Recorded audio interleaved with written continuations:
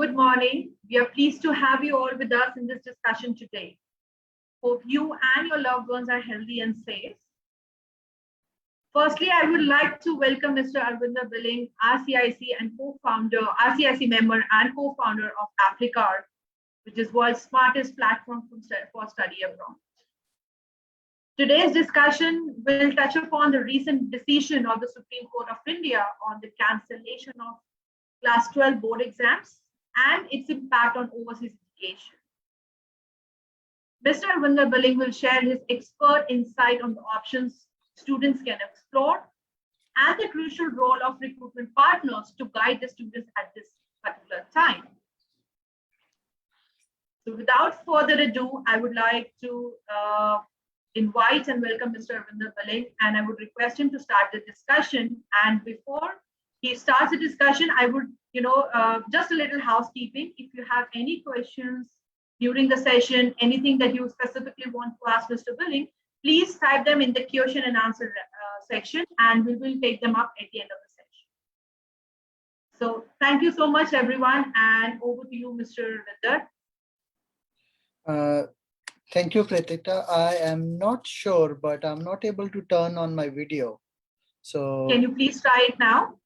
Okay, I'll try it now. Hopefully I'm able to do that. No, not yet. Just hold on. Yes, I am. Yeah, we can see you. Yeah. Yes. Yeah, I was playing hide and seek there, it seems, for a minute. I was in and out of the shots. So, thank you, Pratikta, and good morning, everybody. I hope everybody is doing well and you've been all healthy.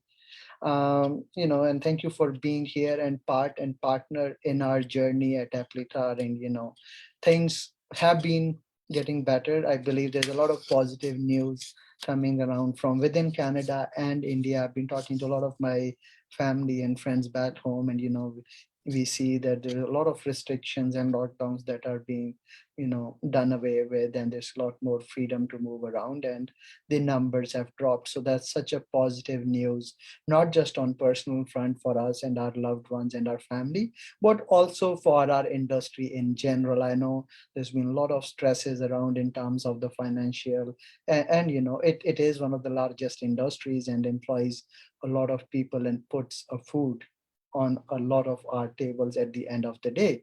So, that's such a positive news, and I'm really hoping that you and everyone around you that you love and you care for are well and healthy. The whole purpose tonight's webinar is to maybe talk about some of the very recent developments that impact and are related to our industry in the last 15 days. So we'll try and keep this webinar really short, and because I understand it's Tuesday morning, it's a working day for you, so we'll really touch on those. Before I start and get into this, some of the events that we've about to talk, I am very pleased as a founder of the Aplicar to announce that we have signed a partnership with Air Canada. So once the flights open up and all the students who are flying to Canada, they would be able to avail 15% discount using the reference code as we would provide to you. So it's such a great partnership, and hopefully reduce some of the financial burden on our students who are traveling. They're already spending so much money, as I believe that the tickets have been really expensive. So now moving on to some of the interesting things that have happened. I'll touch base on the flight ban from India, where it stands. There's been some rumors around it and what is the actual situation. The second thing that we'll touch upon is the cancellation of the board exams. What does it mean for the students? Third, last but not the least for tonight, is about there's a lot of rumors or news floating around the vaccine passports and travel certificates and other things. So I'll touch upon that and maybe update you on as to what is happening and where we stand on this. So having said that, when we talked about flights ban from India, the ban, as we know right now, expires on June 21st. I saw some of the news on the social media saying, oh, it has been extended beyond June 21st. As far as I know, it has not been. There has been no official extension of that ban beyond the June 21st by the IRCC. So no official extension. But having said that, I won't be surprised if it is extended, for another 30 days or so. So nothing official yet. It hasn't been extended beyond June 1st, but don't be surprised if it is. Having said that, I'll also want to put on, the other thing that led to this rumor in the market as of today is Air Canada put it out on their website that, the direct flights from India, from Delhi, will resume on July 29th from Delhi to Toronto, and July 30th from Delhi to Vancouver. So that's what Air Canada said, but there has been nothing from the ministry or the immigration minister saying we are extending the ban or not. I'm assuming that it will be, but I hope it is not. Having said that, I am still personally very positive, and uh, that the flight ban, the flights will resume in time for the people to start their fall intake in Canada. The very, very good news is over 70% of the Canadians have now been vaccinated with at least the first dose of the vaccine. So, and what the government said is once we have 70% or more people vaccinated, we will ease a lot of restrictions. So that's a very positive news. So to sum it up, in terms of flight ban from India, no official news on the extension beyond June 31st, but I won't be surprised if it is extended beyond that for another 30 days. Air Canada put it on their website saying we will resume flights from Delhi starting July 29th. And I'm really personally very positive, again, my opinion and my thoughts, very positive that flights will resume in time for fall intake, as we are seeing that we are more and more Canadians are being fully vaccinated. The wait times have really reduced. So having said that, when I said that, we're very positive, the reason is the wait time between the first vaccination and the second vaccination has reduced from 12 to 14 weeks to under 8 weeks. So almost everybody is now getting vaccinated for their second shot within the 8 weeks. So that is, to sum it up, as in terms of the travel ban from India, as to where we stand and what my thoughts are on that. Secondly, the topic that I've been getting a lot of phone calls and messages from my friends and people in the industry that we've known all these years is the cancellation of the exam. So what does that mean? So when we say that, I'm happy I'm happy in a way. There was so much uncertainty. Students were not sure. They were really stressed out. Should we study? Should we not? Should we prepare for exams? What happens? When would be the exams? Is it safe? How would I travel to my exam center, right? So there were so many ifs and buts. But this decision of canceling the exams for the board exams for our grade 12 has reduced, that uncertainty. And now the exams have been officially canceled and they're not suspended or postponed anymore. So what does that mean? Both positive and negative news. So if you are a student, it has brought a lot of certainty to you now. You can plan as to what you want to do. You know that you will get your results based on um, your predicted grades or your pre-boards or your performance in the midterms or whatever, right? They formulate a, a formula and assign you the marks, and they said if you're not happy with it, you can write those exams and improve on it. So it gives you a lot of certainty to plan around. So there is two ways for students who have not applied and were waiting to write these exams and then apply to a college in Canada. Nothing changes for you. I believe you should have your results sometime in July. So as soon as you get your results, which are the official CBSE or the state board results, you can apply to the colleges as usual. Nothing changes. You still get the same certificates and the mark sheets, but the basis of those marks is different. So your admission process moves on smoothly and as it happened before. But if you are a university bound student and you had applied last year to get into the university, and your semester starts in fall 2021, so which is September 2021. So what that means is, so a lot of the universities have started saying, we are removing your conditions from the admission. Your decision is now final. So you can apply for your study permit. So if you are a student who has applied to a university and, and now have a firm admission letter in your hand. So what you can do is you can use that letter and the note that you received from university that we've removed your condition for your final exams, and you can, based on that letter and your predicted, you can definitely apply to, for your study permit. So that's a very positive news for a lot of the students who were not sure, should they not.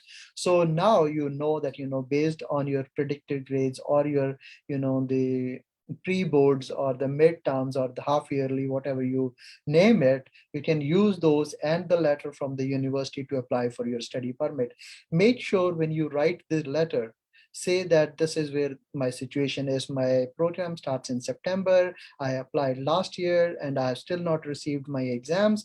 But based on the information that I received from my university, please see my predicted grades and I would like to apply. I do not have my results, not for any reason which has anything to do with me, but because of the COVID. The visa officers understand that. So, if you were smart enough to get into one of these top universities, you're not making it up. So they understand that. So you can definitely apply for those. Just on a side note on this, if you have students who had applied for September intake and haven't paid yet, my suggestion would be either pay it now or defer it. I think it is now time to look beyond September at this moment if the students haven't applied. If they have applied, just apply for the study permit now if they paid their tuition fees. So all in all, I believe it's a positive step. It has brought in a lot of certainty to the students. It has ended that uncertainty and anxiety that they had about, exams, the safety around the exams, how this would happen, where this would happen, when it would happen. So everything is now out. So you can plan for what you want to do moving forward. So overall, I believe it is a positive step and a step in the right direction by the Indian government to ensure that, we are all safe and healthy at the end of the day. So, and I'm sure that the formula that they design to, to submit or to issue you the final results would be fair to everybody. And as I said, if you're not happy with the results that they've given you, you can definitely write your exams as they have said. I don't know what that process would be. You would have that, option to improve your results if you want to. So that was the second thing. So overall, I think it's a positive step. It's reduced the uncertainty, and now you can plan better for this. Last but not the least, I'm sure everybody's heard about, I did a webinar last week with the university students, and I had over 200 students and parents, and everybody was, oh, where do I get my vaccine passport? How do I get my vaccination certificate? Do I even need it to travel to Canada? So there was so much rumors and news flying around it. But, the simple answer to that is, will Canada need or want a vaccine passport or some sort of a certification from international students who are traveling to Canada? We don't know. As of like the last few days, we didn't know the direction that the government would take. But there was some news around, what the government of Canada has decided for, for Canadian permanent residents and citizens. So they said, if you are a Canadian citizen or a permanent resident and you are fully vaccinated, you would be able to enter Canada and you don't have to get into that mandatory 3-day approved, hotel quarantine. So that's the first step. So what does it do? This does not answer the question that you had and the students had and those parents had, but it has given us some information on, on the direction that the Canadian government may take in the future moving forward, and when they're trying to, ease these travel restrictions or design these new policies with more and more people getting vaccinated. So it is that fully vaccinated story that came out is not for international or foreign nationals. It is for Canadian permanent residents and citizens who were outside of Canada, wanted to get in but were not ready for a 3-day approved hotel quarantine. So they can get in once they. So around that, but it has given us some sort of direction that the Canadian government may take.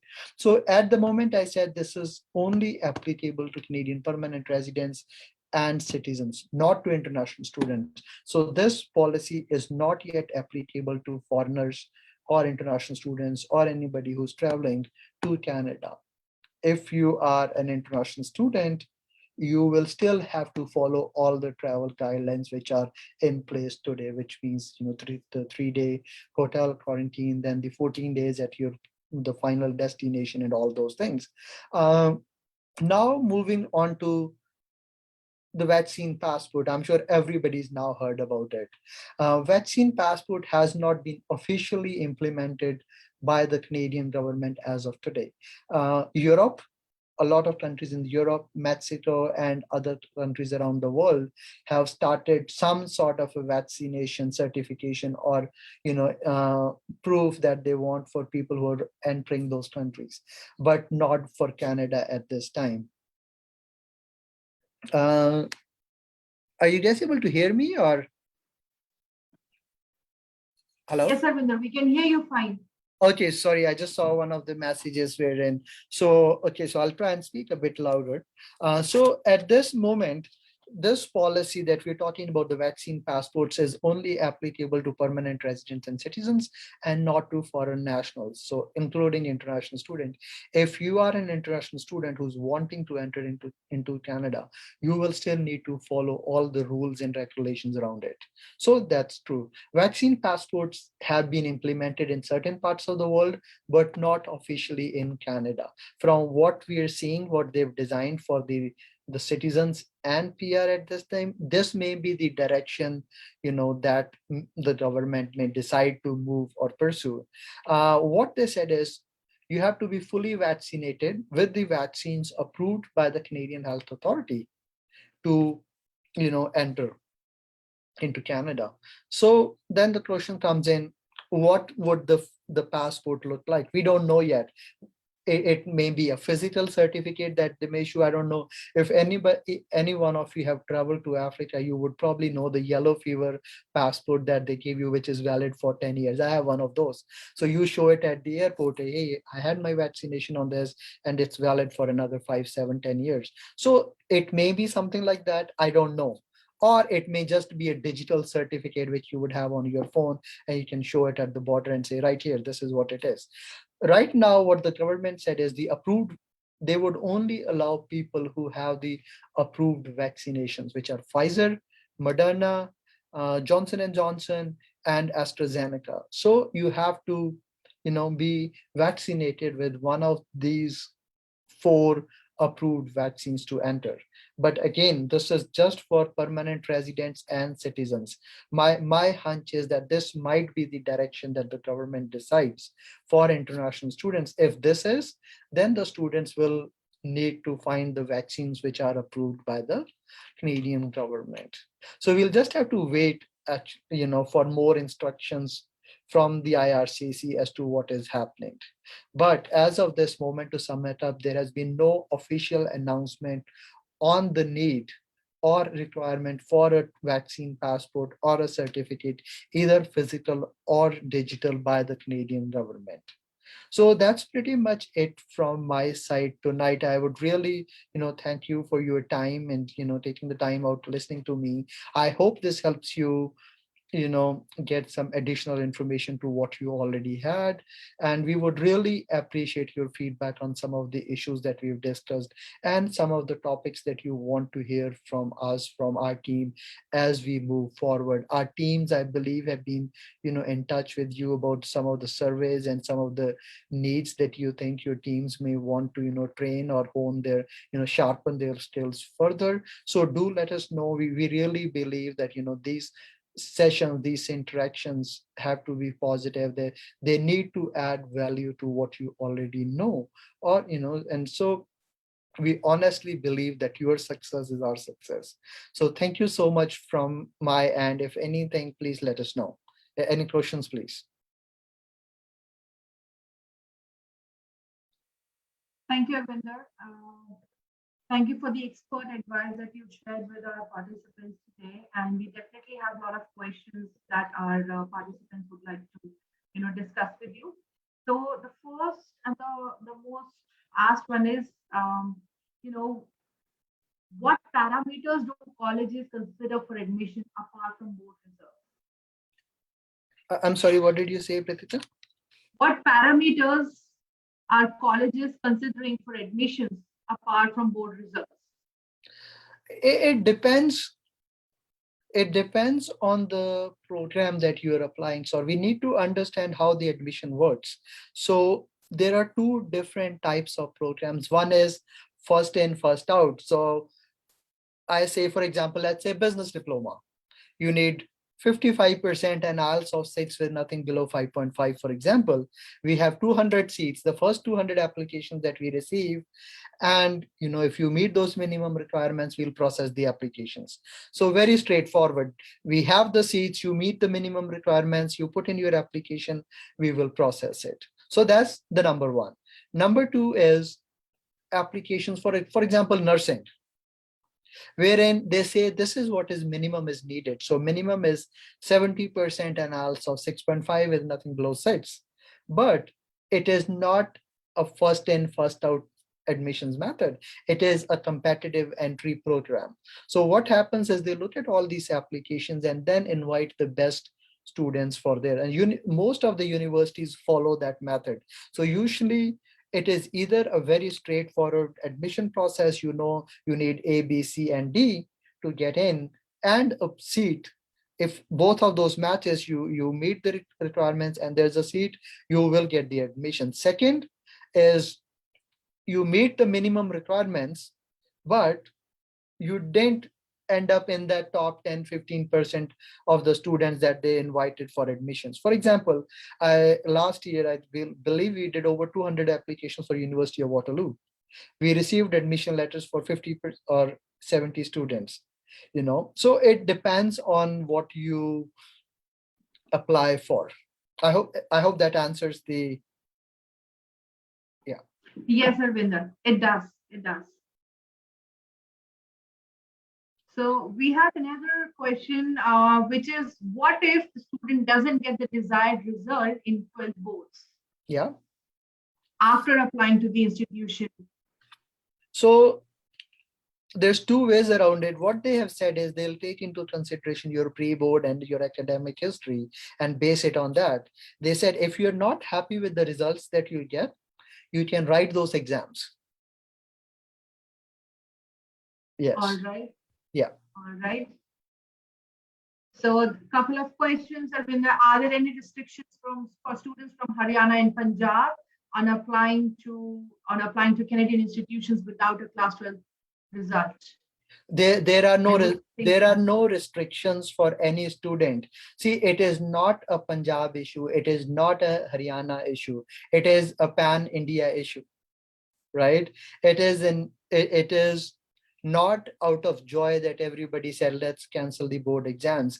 It must have been a very, very hard decision for the Indian government and the education ministry to cancel those exams. And because I know as Indians and as a generation so focused on education, this is the make or break year. So I'm sure it was a very well thought out decision in the best interests of everybody. So there are no restrictions from for students from Punjab or Haryana.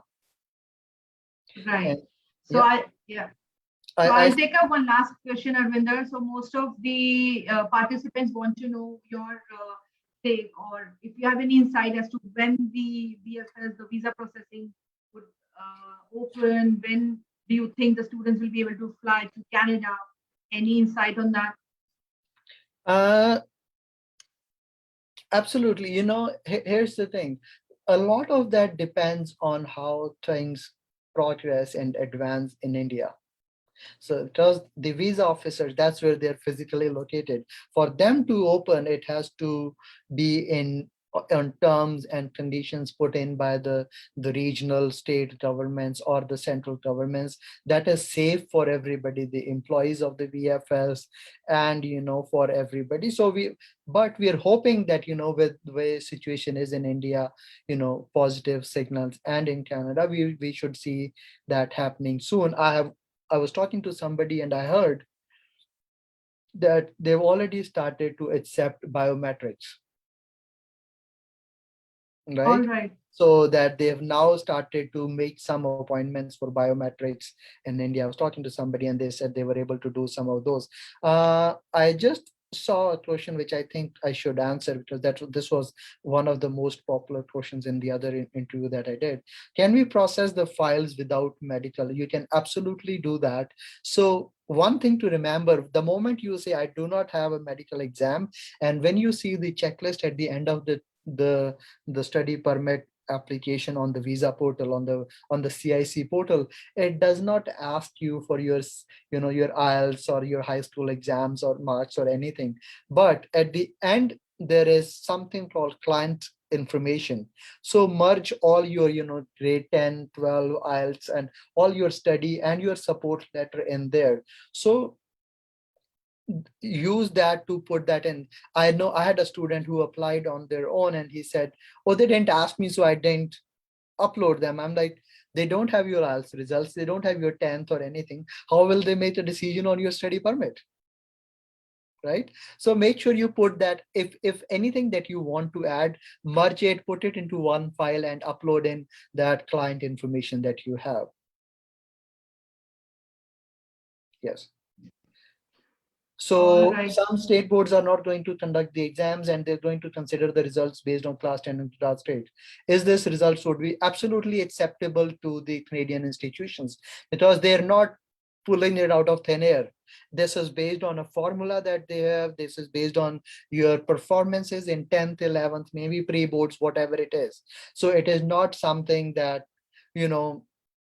uh, that they would just take it lightly. There would be a solid formula and a lot of thought put in by experts when they issue those results. So the Canadian institutions would probably, not probably, they would definitely, be accepting those. So won't this put the students into non-SDS category? Absolutely, yes. So that's why I'm saying put in a very strong support letter saying that it is not out of joy that I'm putting this non-SDS application.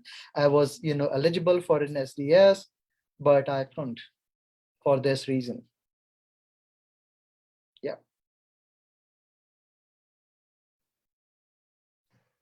Pritika, All right, it seems that's pretty much it, Ravinder. Most of the questions are around what you discussed, and you just answered a couple of questions. I think it covers everything.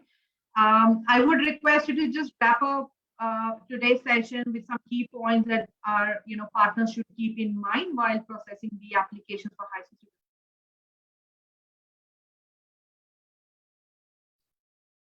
students. I'm sorry, Pritika, did you ask me something? Yeah, I'm saying, Arvinder, if you can wrap up today's session in 4 or 5 points as to what is it that a partner should keep in mind while processing the applications for high school students. So a couple of things. Overall, the last 2 weeks been positive. It has brought in a lot of certainty to the students in terms of the board exams, which they were really stressed about. So having said that, I think the students who've not paid their fee yet should seriously start looking for January intake. But even though I understand that this could be a non-SDS application, a strong support letter as to why it is a non-SDS application would be, that's what you should do. Yes. So make sure you write that out as to why it is and why are you applying for that. And usually it will mostly impact the students who have applied to the universities, because most of the universities only have September intake. Most of the universities have issued a letter to the students. Merge that with your letter of acceptance. That letter usually says that we waived off the need for your final results, and we'll accept whatever results that were given by your institution. So use that and write a support letter that, I'm applying for my study visa and this is who I am, this is what I want to study. I believe that my application is not under non-SDS. Given the situation that if it was not a COVID situation, my application would have been under SDS based on, I paid the fee, I have my IELTS, which is 6 overall, and and all those things. So I would want you to please consider my application under the same parameters and make the decision in a timely manner. See, the visa officers are human beings at the end of the day. They understand the importance of education as, you know, a, what do I say? I don't want to use the term industry, as the importance of education to the Canadian public institution. So they know what is happening. They are well aware of these. A lot of institutions have approached IRCC, and they would definitely be looking at these applications in a positive manner. Yes. All right. Thank you so much, Mr. Arvinder, for your expert advice, and we're glad to have you on our panel today, and we hope to have more such enriching discussions in the future. Also, I am thankful to everyone for attending this discussion. If you have any questions, if you have any queries, further queries, please write to us at connect@aplicar.io, info@aplicar.io, and we would be more than happy to help you. Right? Thank you so much, and I wish you all a very healthy life and stay safe, and we'll see you next time. Thank you so much. Awesome. Thank you, everybody.